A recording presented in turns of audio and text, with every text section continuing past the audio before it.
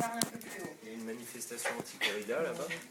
Et en quelques minutes, et ben voilà, tout le monde est au courant de la photo, de ce qui s'est passé là-bas.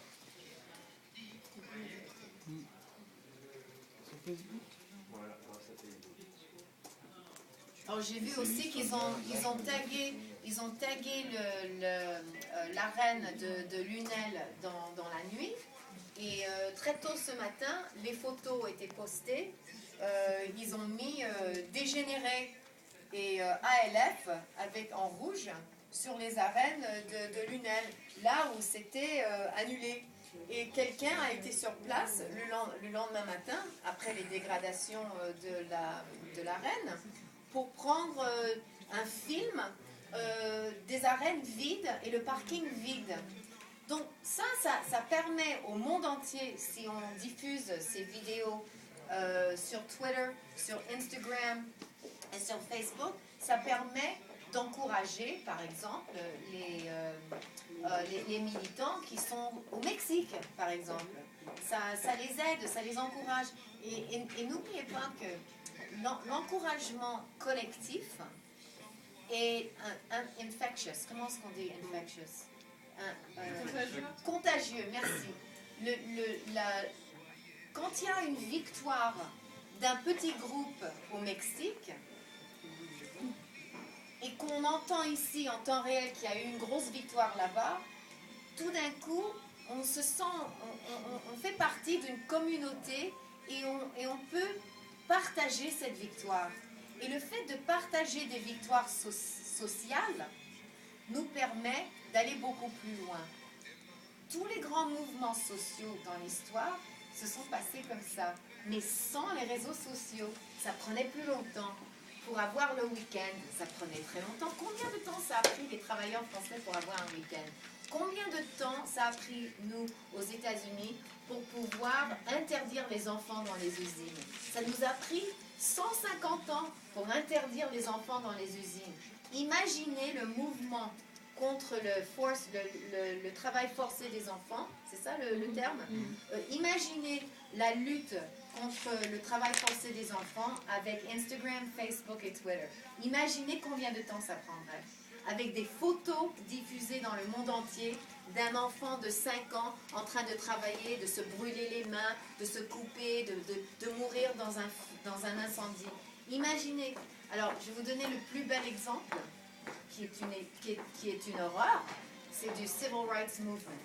Le Civil Rights Movement, c'est le mouvement social des années 60 aux États-Unis, dans le sud du nord des États-Unis, Mississippi, Alabama, Florida, tous ces États-là où les Blacks n'avaient pas le droit d'aller dans les mêmes écoles que les Blancs, n'avaient pas le droit d'utiliser les toilettes des Blancs, n'avaient pas le droit d'aller dans les mêmes restaurants, etc. Ils n'avaient pas le droit de rentrer dans les écoles.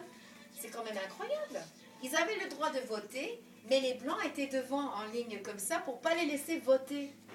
Ils avaient le droit de vote, mais les personnes ne les laissaient pas voter, les Blacks. Il y avait tous les Blancs qui étaient devant. Donc, qu'est-ce qui s'est passé? Les gens, finalement, c'est passé à l'acte et c'est passé à la violence. Qu'est-ce qui s'est passé? Eh bien, des extrémistes ont mis une bombe à Birmingham, Alabama, dans une église black. Là, le seul endroit où les gens avaient le droit de se rassembler pour parler des choses politiques, c'était à l'église. OK? Et donc, il y avait une bombe. Qu'est-ce qui s'est passé? Il y a eu 3 petites filles qui ont été massacrées. Et selon la tradition des Baptistes à Mississippi, aux obsèques, il y avait le casquette, comment on dit le casquette? Le cercueil est ouvert. Donc, des journalistes sont venus, les journalistes du Washington Post et du New York Times sont venus. Ils ont pris des photos. C'était en 1963. Mais les Blacks dans le sud et les Blancs qui les aidaient dans le nord et dans le sud, tous les gens qui étaient pour les droits, pour l'égalité, ça faisait 20 ans qu'ils luttaient pour un changement, comme les gens luttent aujourd'hui pour la cause animale. Mais qu'est-ce qui a tout changé dans l'histoire? C'est les photos de ces petites filles dans les cercueils ouverts. C'est la diffusion massive de ces photos qui ont fait le tour du monde à la une du Washington Post. Et si vous regardez sur l'internet Birmingham, Alabama, vous allez voir la photo de ces petites filles qui étaient massacrées. Mais c'est ça qui a changé l'histoire. C'est le fait que nous avons mis la lumière sur les faits. Et quand, dans la cause animale, on met la lumière sur les faits, c'est là où on va tout changer. Et pour les gens qui croient que c'est extrémiste de rentrer dans une usine de cochons, d'un élevage intensif, et de prendre avec caméra cachée, des gens qui travaillent dans cette usine en train de donner des coups de pied à un cochon et qu'on le met sur YouTube, sur Instagram et sur tous les réseaux sociaux, quand la lumière, finalement, elle est dirigée sur les faits, les médias qui sont vraiment derrière nous maintenant, enfin, je ne veux pas dire derrière nous, je veux dire pas en avant, comment est-ce qu'on dit ça, qui ne sont pas avancés. Les médias cherchent sur Twitter, mais qu'est-ce qui se passe aujourd'hui? Tout le monde est en train de regarder ce pauvre cochon, on lui a mis une baffe dans la gueule au cochon. Et tout le monde regarde les mêmes images. C'est ça qui va avancer la cause animale. Et c'est